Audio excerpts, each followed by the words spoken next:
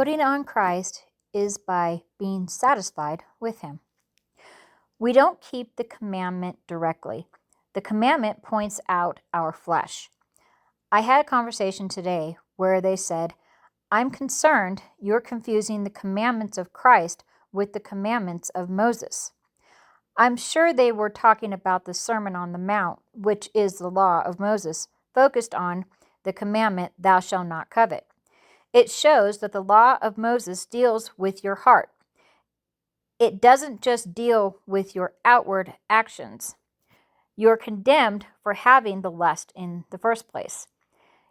You lust in your heart, and you've committed adultery in your heart.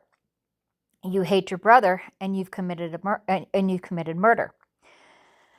You're already guilty. What are you going to do? You need a righteousness that exceeds that of the Pharisees and Sadducees, which is Christ himself. Christ is my righteousness. Amen. I put him on. As I do, I'm not making provision for the flesh.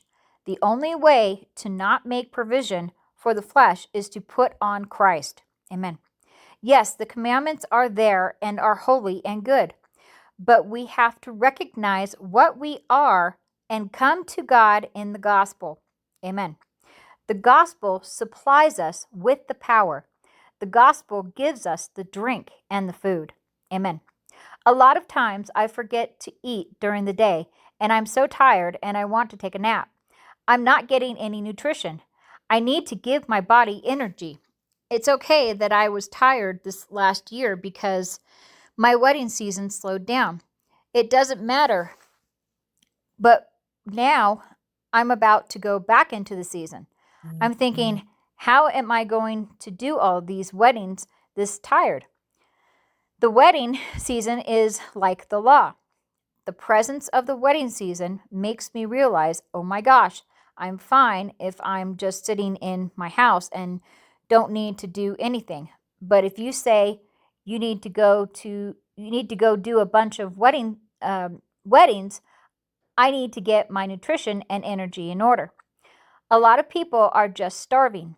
There's no food, and they're being turned away from the food.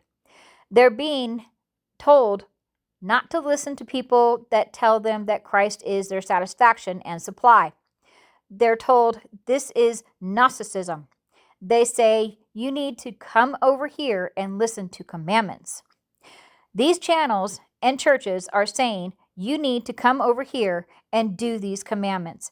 They don't realize they're speaking to starving people. Amen. For whatever reason, the zealots have strength, religious zeal from the flesh, so they think they're keeping all these outward things, yet inwardly they have all this raging anger, lust, and unforgiveness, lying, and slander. They have lots of heart issues that are plain to see. They think they have it all under control. Meanwhile, they accuse us of all kinds of things. There are so many accusations, I cannot keep up. I cannot argue with these people because they accuse me of more things I can defend myself against in one paragraph. Amen. They are seeing us entirely through the lens of accusation, and there's nothing you can say. There's no way to have peace. The root is not me. They think they're offended at me, but the root is that hunger and thirst is not satisfied. Amen. Christ is our satisfaction. Christ is our sanctification. There is no sanctification without Christ as my satisfaction. Amen. For those learning to enjoy him, they are experiencing breakthroughs and rest. Amen. They are resting from the sense of debt to God and long-time patterns of besetting sin that the devil has convinced them they were slaves to. Amen.